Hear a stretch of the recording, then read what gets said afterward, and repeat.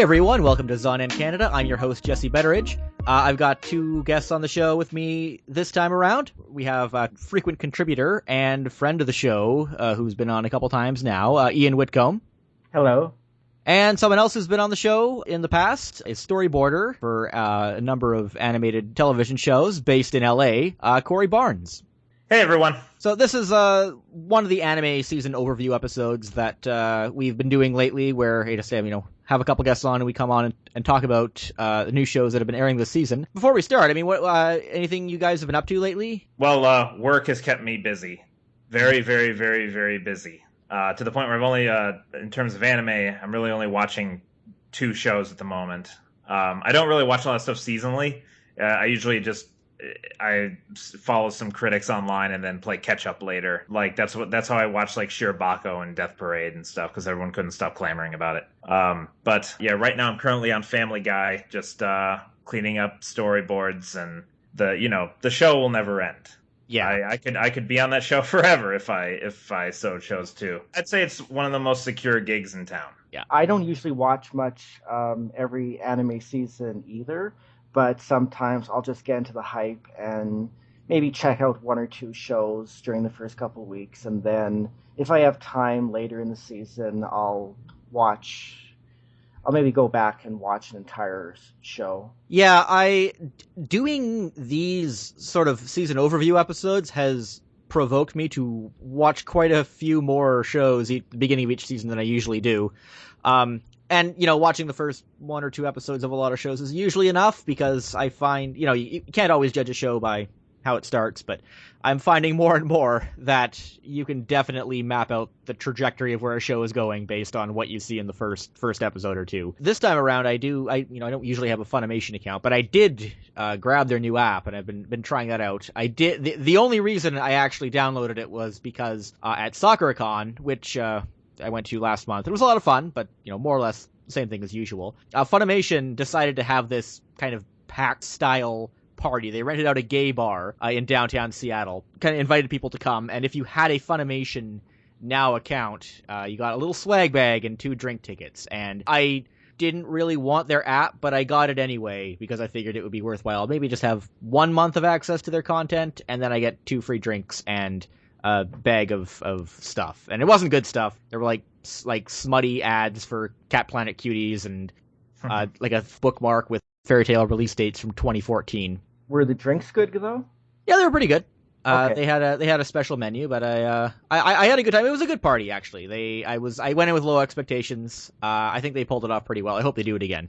I like to see more stuff like that. It's like we're in this like big bubble right now, and the companies are making so much money from their streaming apps. I don't mind seeing those big elaborate displays of hubris. I'd like to see more. I think it was pretty good. But I tried the app out. It is, I guess, better than their old app. It does Chromecast. It doesn't do it well, but it does Chromecast, so that kind of fits what I need a lot of the time. I'd say it's a good year away from being where it actually needs to be. I'm not going to be renewing my account on that. I think it's going to be I'll buy a month whenever I get some kind of promo or special deal with it kind of thing. Going back, I'm about halfway through Maria the Virgin Witch right now. Very good show. I was surprised. It's a pretty solid production. It has a really good look to it, strong story, and well realized setting. I'm looking forward to finishing that up. Didn't do very well in Japan, I heard. Apparently not. I'm still hoping that Funimation might give it a physical release, because I'll probably pick it up.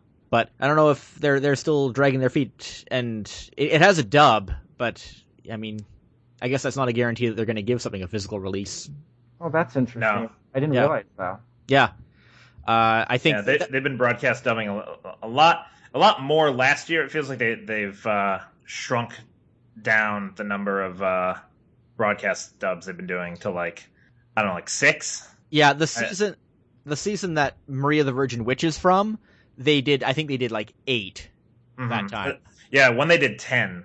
Like there were some seasons in like 2015 where they did a lot of them.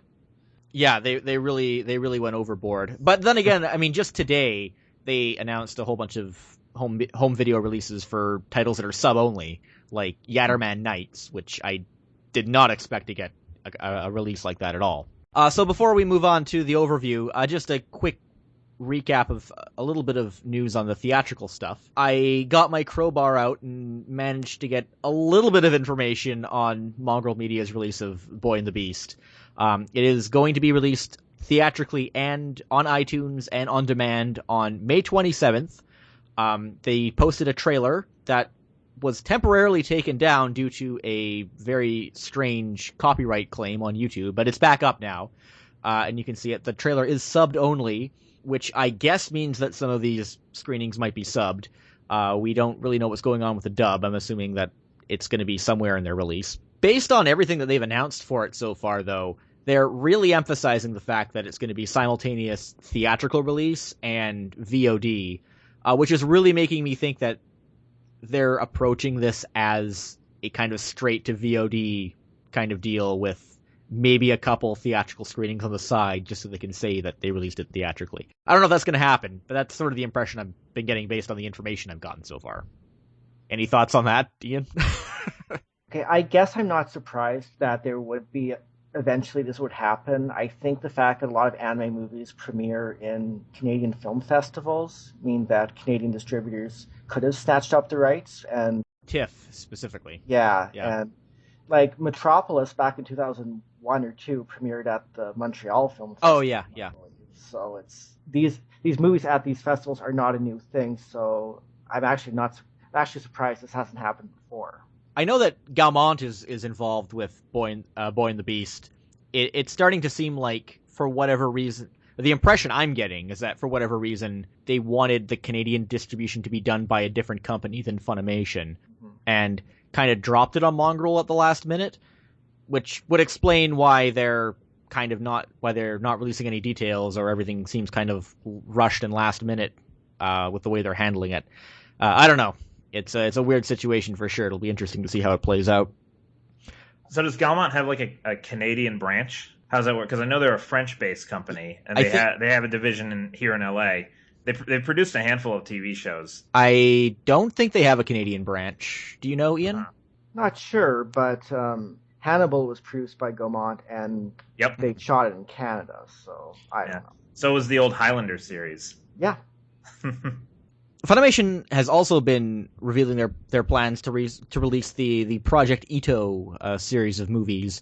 The first one, Empire of Corpses, I think is screening in the States this weekend. And they also just unveiled the trailer for the second part, Harmony, today. And interestingly, the Harmony trailer is not viewable in Canada, which is really weird because I'm assuming that the license for those movies are all tied together. And for one to be viewable in Canada but not the other doesn't really make any sense. And they do not have any plans for Canadian releases of those films so far. I looked up the showtimes here, and it's playing here on Tuesday and Wednesday. It's only playing at 3 theaters, one time per each. It's the same theaters that actually played, same theater chain that played The Room. Oh, yeah. Known for being having the monthly screenings of The Room. But that only happens at one theater, right? Or is that, and that doesn't happen anymore. But it's the same chain. They stopped them?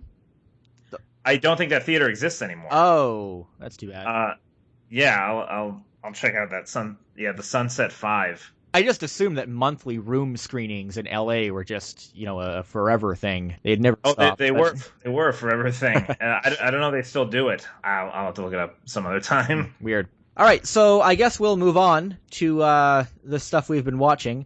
Overall, I've sampled quite a few shows this season, and Corey and Ian have checked out a few as well. I'd say there's a lot of variety, and a few of the shows have some potential. Overall, nothing has really grabbed me. There is one particular show this season, however, that stands out for a few pretty negative reasons, and I feel that I am, for better or worse, kind of obligated to talk about it on this podcast. It's called Super Lovers.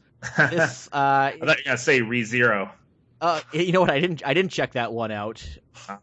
If you haven't heard about Super Lovers, it's a straight up BL Yaoi series. And the first episode of that show is notable because it is very prominently set in Alberta, Canada. If you haven't seen anything about the show, the promotional image for it came out a couple of months ago. It features a man who is very clearly, older, in his 20s, sitting provocatively with a young boy who is very clearly not in his 20s, or his teens for that matter, with the title Super Lovers prominently stamped over them. And the overall premise of the show is definitely super sketchy. It involves the older protagonist traveling to Japan to visit his adoptive family in Alberta, where he finds that they have taken in a new young boy whom they found living with wolves in the wild.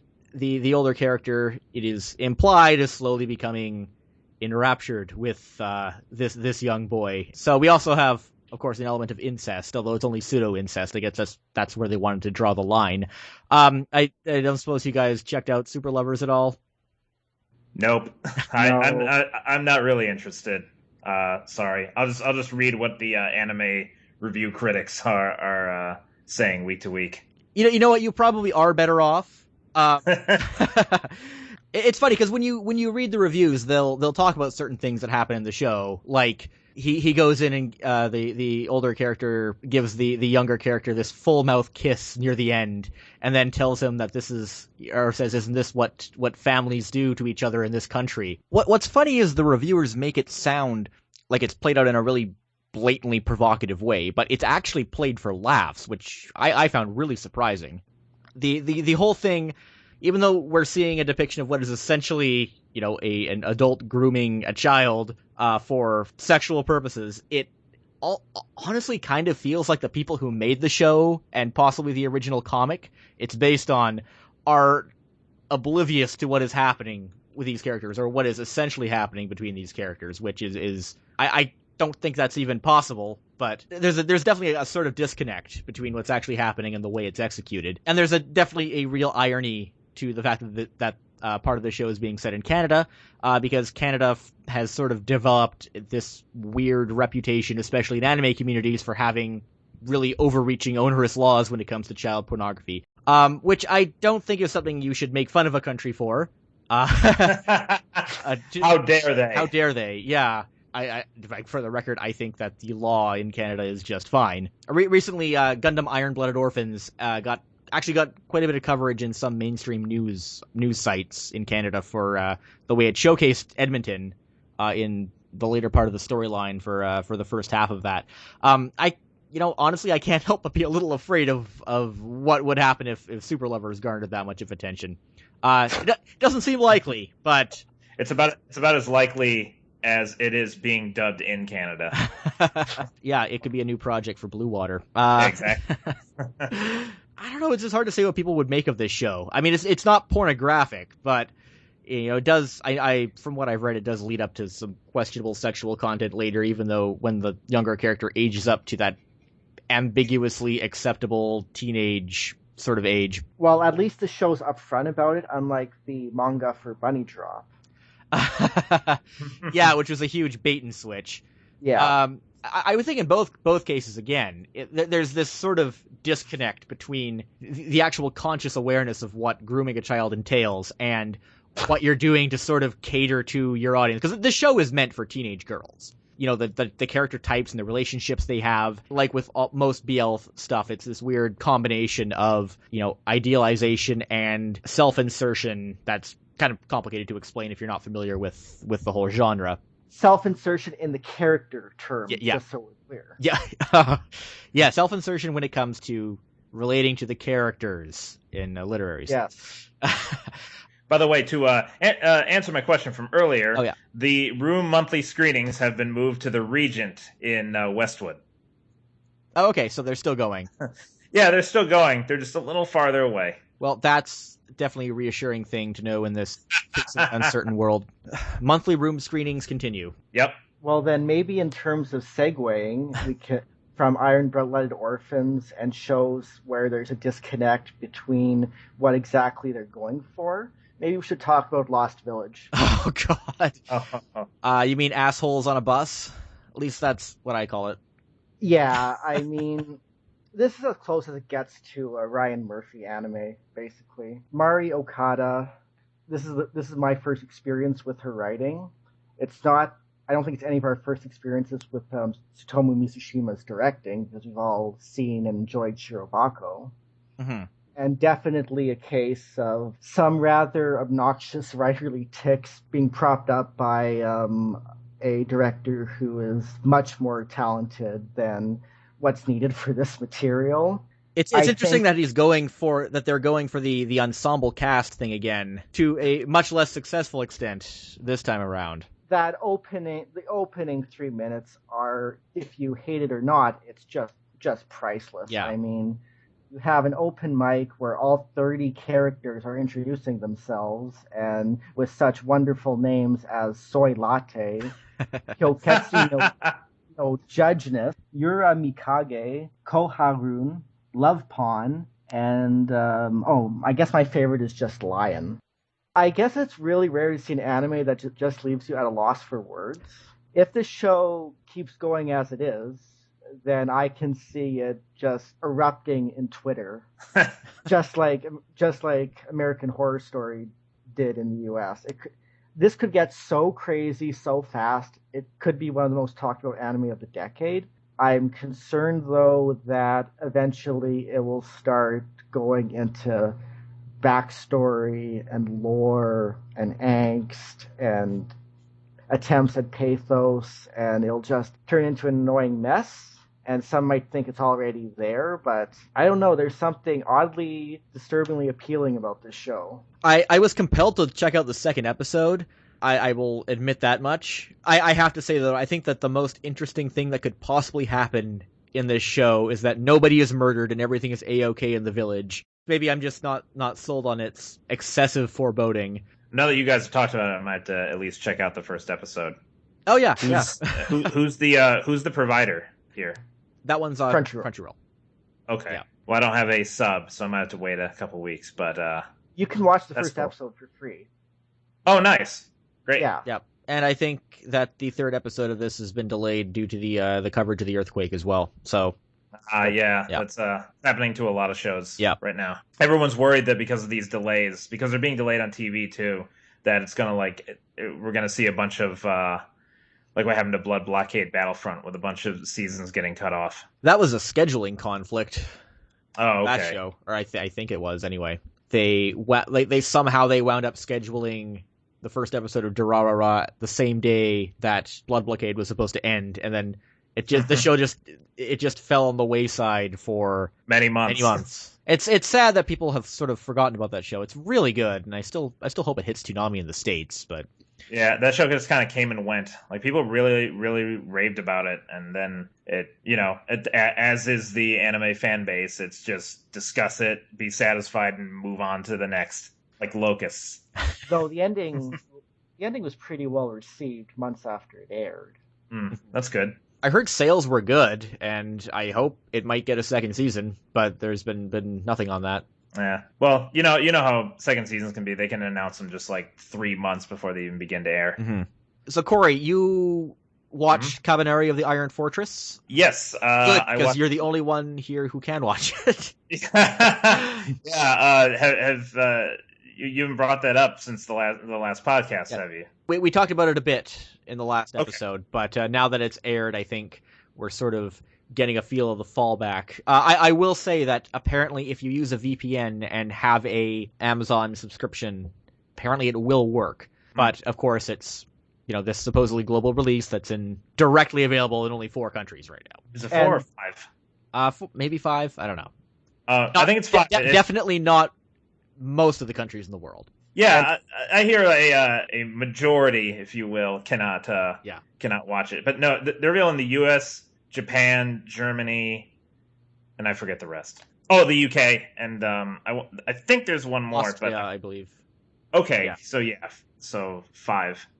But I watched the first episode. That's another show that's the second episode was supposed to come out either today or yesterday, and it's also been delayed due to the earthquake. But just to keep in mind that while Amazon exclusive series do go to Show Me eventually, or the Super Channel, this is not being advertised as an Amazon exclusive series. So for those thinking that it might be on Show Me, you might not see it there.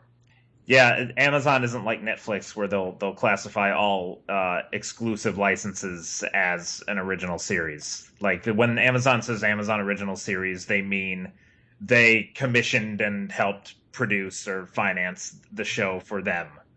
I was surprised that even Better Call Saul had the Netflix logo on it when I went to watch the episode. What, really? Oh. Yeah.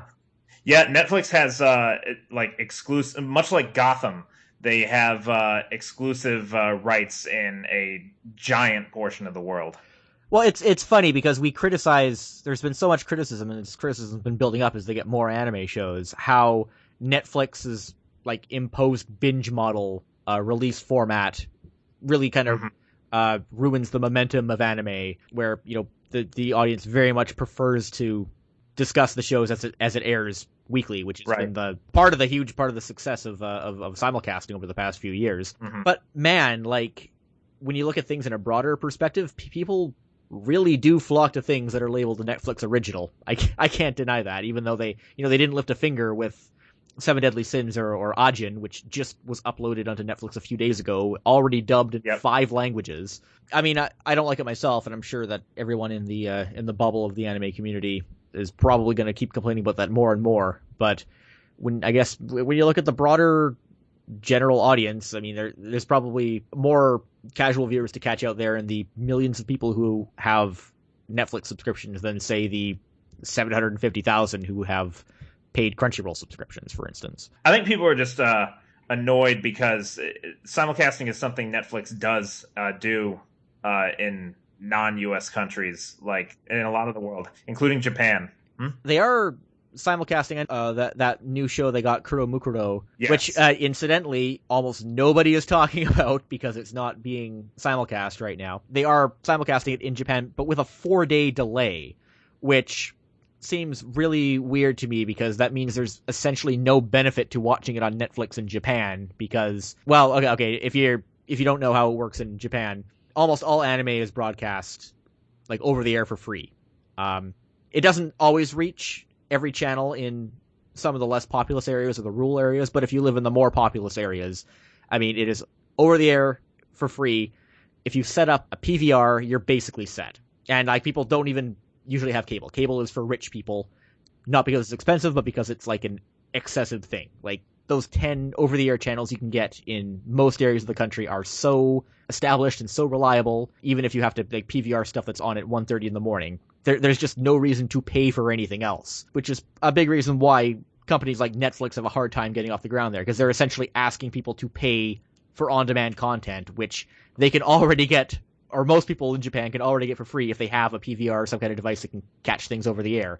So, like, I was so surprised when I read that show was streaming with a 4-day delay, because there's no incentive there. You look at Kabenari on Amazon in Japan, they're actually streaming them a day before the broadcast. Like, that I see. You can see the benefit there. But, I don't know, Netflix is a little misguided in that sense, at least as far as the way they approach the Japanese market. Yeah, paying for television is something that's very U.S. and Canada. Like, cable has always been like pretty successful here, but not in most of the world. Yeah. In most of the world, the big TV shows that come out of those countries are usually the stuff on the free networks. And well, you could argue that is also true to an extent here, not like it was in 1990. Like, all the shows people talk about that are on traditional television here are usually on basic cable or premium cable, like Game of Thrones, or just recently People vs. O.J. Simpson on FX. Like, Fox has Empire,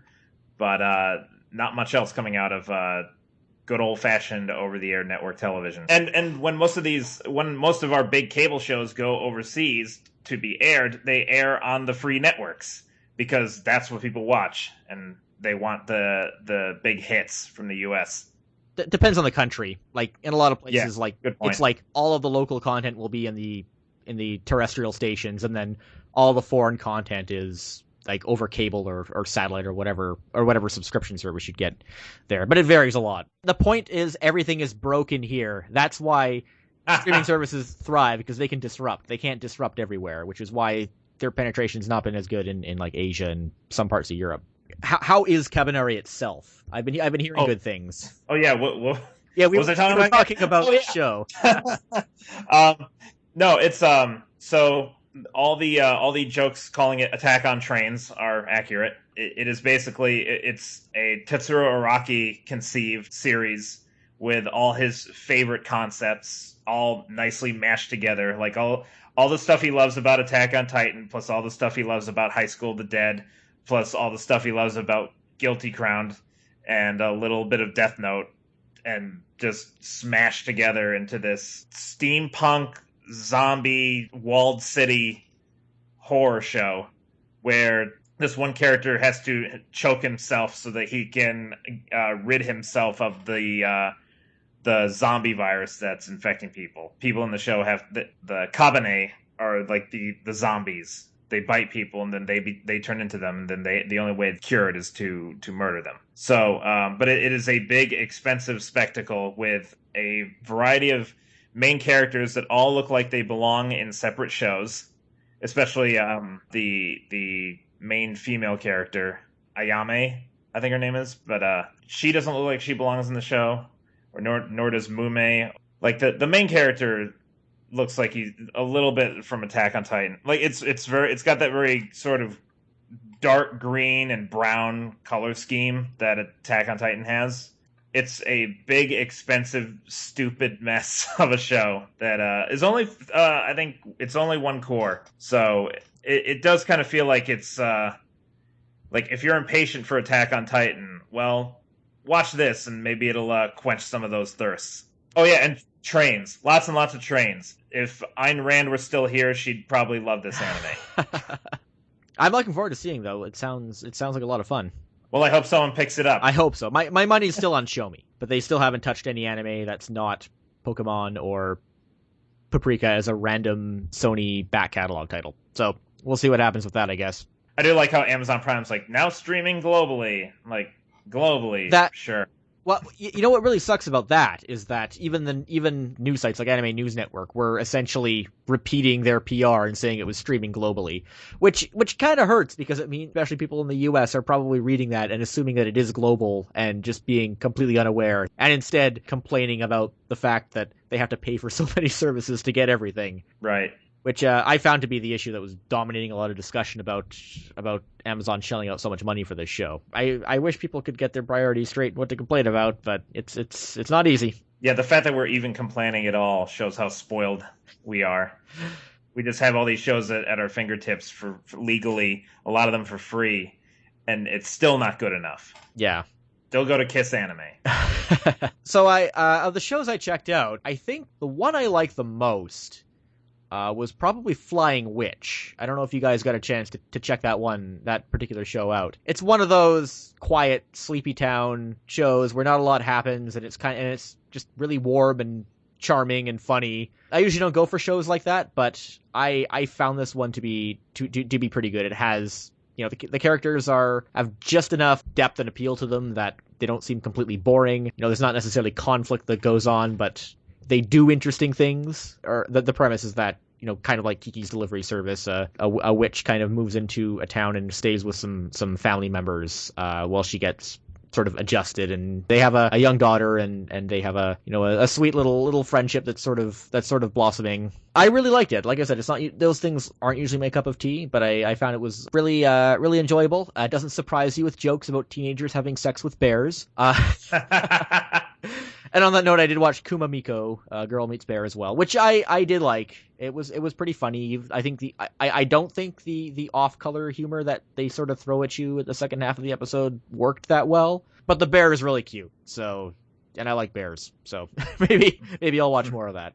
I think I just watched We Bare Bears for. It is kind of like it's kind of like an anime We Bare Bears, but with crude sex jokes about sex with animals. But hey, that's no Dimitri Martin. Yeah, but hey, Super Lovers brought the bar down so low this season. I can't really criticize it that much. Yeah, I've been watching My Hero Academia as it airs. I don't know how that'll. I'm not familiar with the source material, so I don't know how it turns out. But I'm committed to watch it the whole way. It's a lot of people thought that show was going to be either a multi-core show or even possibly another long runner, and we come to find out that it's only 13 episodes. Just like One Punch Man. Yeah, exactly. But what's interesting with My Hero Academia is that I think it's one of the first weekly Shonen Jump shows, especially like a Shonen Action show, that rather than having a continuous time slot. It's only being doled out presumably 13 episodes at a time. I guess I'm just assuming that's going to be successful enough to get subsequent seasons, and in a prime time slot as well. It'll be interesting to see if that pans out and it changes anything with the future titles like that come out, and we finally move away from the Naruto and One Piece endless filler, perpetually running model that we've been so used to up to this point. Yeah, I'd take the 2011 Hunter x Hunter model, even like just wait forever and then do the whole thing up to what's been finished. Yeah, exactly. Then just cut it off and wait for enough material. In the meantime, show other stuff. There's so many of the show, like the Shonen Jump action shows, are so similar. Like, why not just rotate them? just like focus on one for one core, then switch over to another one, and then you can keep the balance. I mean, with there's so many, when the time slots are so limited now, I mean, surely a deal like this must be possible. And that's over there. That's what those production committees and all these shonen titles are made by different studios. Like My Hero Academia is made by Bones. Have they done a weekly Shonen Jump series before? Not a long running one. Yeah, I checked out the first two My Hero Academia. Nice production value. I was compelled to watch the second episode.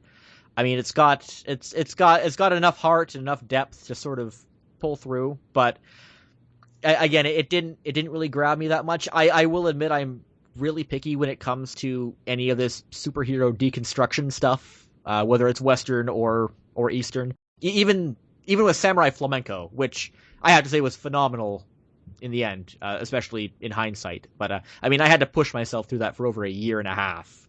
I just wasn't feeling it enough, even if I loved it in hindsight.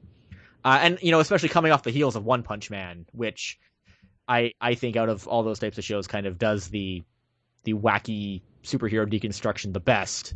I mean, I guess My Hero Academia feels a little light. They're different. I mean, One Punch Man is a seinen, so it's able to it's from Young Jump, so it's able to dwell in things like bureaucracy. Yeah, the main character of My Hero Academia feels like he's out of a card battler anime. Like his design, his design is so, especially his hair color is so different from the rest of the cast of that show to me.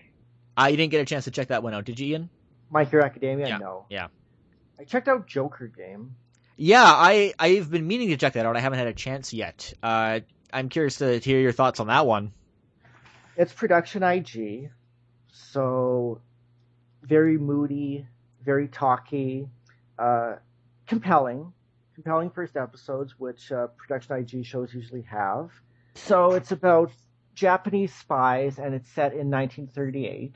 So right there you have a big question mark / exclamation point about just how political this is going to be. Is this going to be problematic content? Setting it at that time period is almost guaranteed, especially with spies. It's like guaranteed. Even if you don't mention anything explicitly political, you're making it political by not mentioning anything. Yeah. So the first episode establishes a conflict already between the protagonist and the rest of the spies. The protagonist is very naive, very disciplined.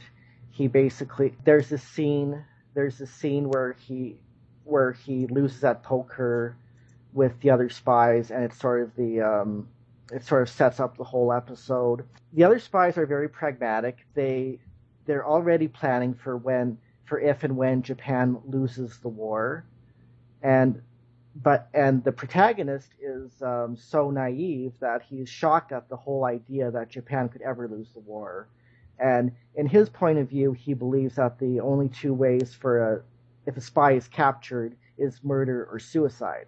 And the other spies basically laugh at him and say that no, murder and suicide are the stupidest things you could do, because the object is to stay alive, negotiate, and keep a low profile. So it's at that point you're kind of wondering, am I going to want to follow this protagonist through all these episodes? The protagonist seems like kind of a tool. It's the other spies who are more interesting, more modern, more conniving and more pragmatic. And there could be a trap where this show wants you to sympathize with the protagonist, and the audience will follow the antagonist. So they've set up a really tricky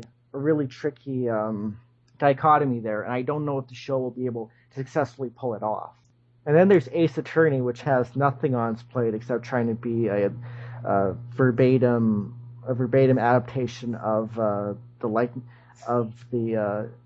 material, which even then is pointless because the animation is so lousy.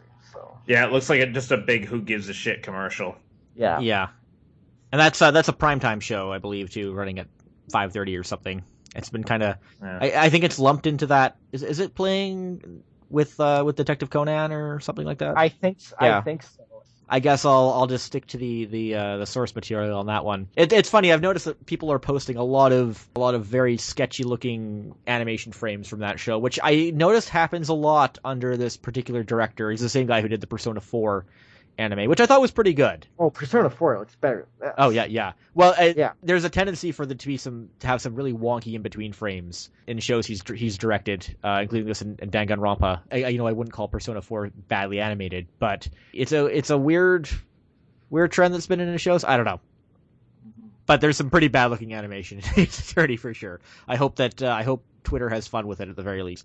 I checked out the new adaptation of Haven't You Heard I'm Sakamoto. It's a lot of fun. It's directed by Shinji Takamatsu, who also did Cute High Earth Defense Club Love and directed a good portion of Gundam Wing and was not credited for it for some reason. Over the last, especially last season when we had these really exceptionally good shows in the short format, like Oji-san and Marshmallow and Sekko Boys and Please Tell Me Galko-chan, which may very well be three of the best, 5 to 7 minute anime shows ever made. I think that really highlights what the problem of doing something like Haven't You Heard I'm Sakamoto in a full 22-minute format is, because even if you broke that show down, as is, into 7-minute chunks, I think it would work better. The nature of the show would change in a shorter format, I think, would benefit it more. But for the most part, it's just straight adaptation of the manga chapters slotted into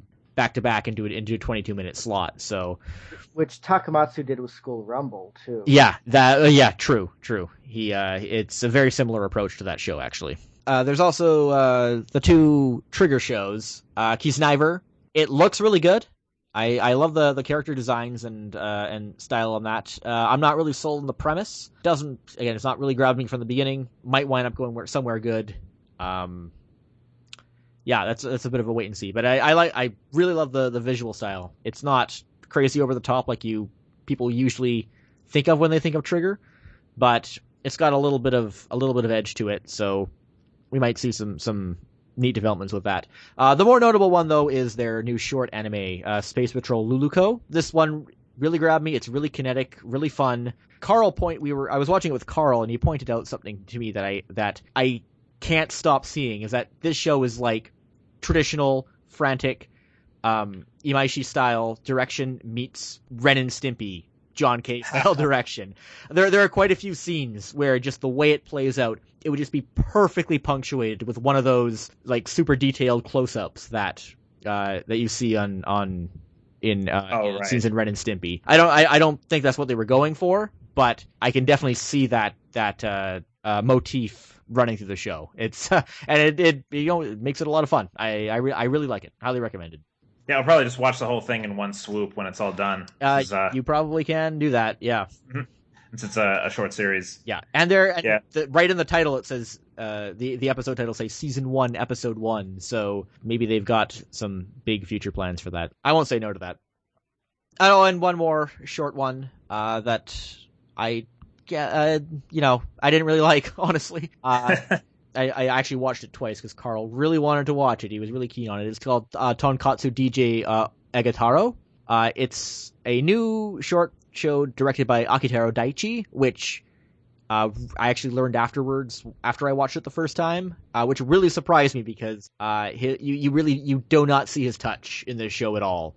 It's adapting what seems to be a really unique sort of styled manga about a young man who works in his father's tonkatsu restaurant, and he winds up going to this club and he sees a DJ playing, and he realizes that the art of being a DJ has the exact same rhythms as making tonkatsu, which does not make any sense at all, but it makes him more determined to learn how to make tonkatsu properly so he can go and be a DJ.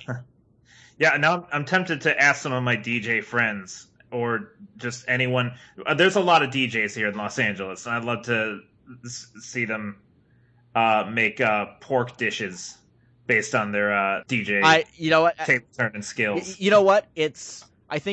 By summarizing the show, I think I did a better job of convincing you that there's a possibility that could happen than the actual show does in its 9-minute run.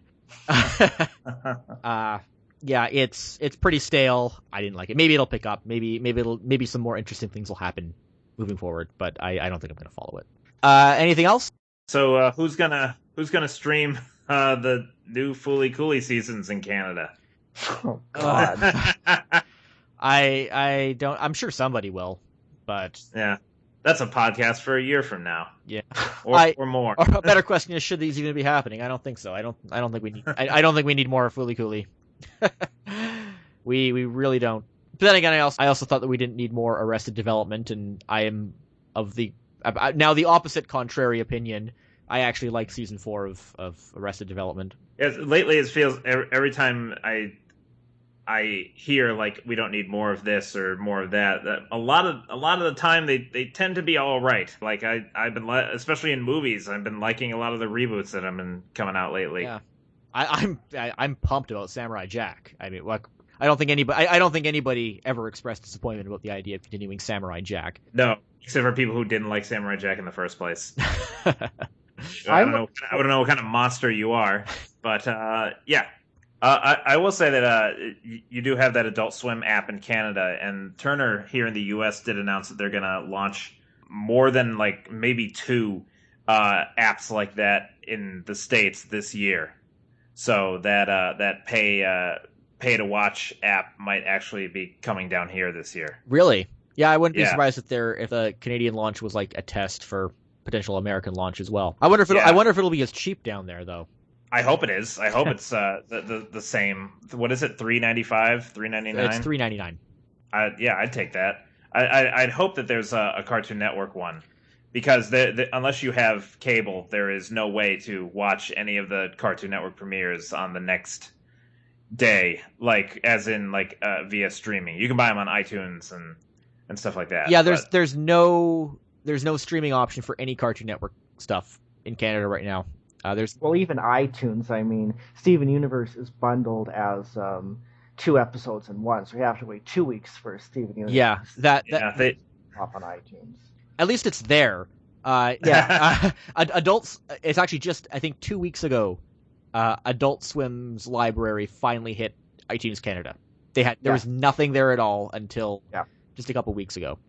But the app is just such a better deal, and I mean, I know some people like to do the DTO thing for Adult Swim content, but I mean, like you download episodes of Rick and Morty on there, and they're still censored.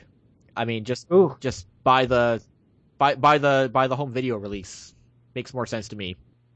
Yeah, with Cartoon Network stuff, I really don't know what's going to go on with that. It seems like they launched an app. Of course, launched an app for Nick and Disney, but Cartoon Network continues to be sort of the ugly stepchild, almost literally, because they inherited it from when they bought Teletoon from Astral.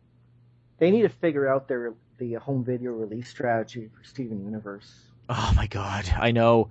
Yeah, I guess I think it's literally they just haven't figured it out yet, but clearly because it's pretty much a serialized show now, they have to release the episodes in order. Yeah.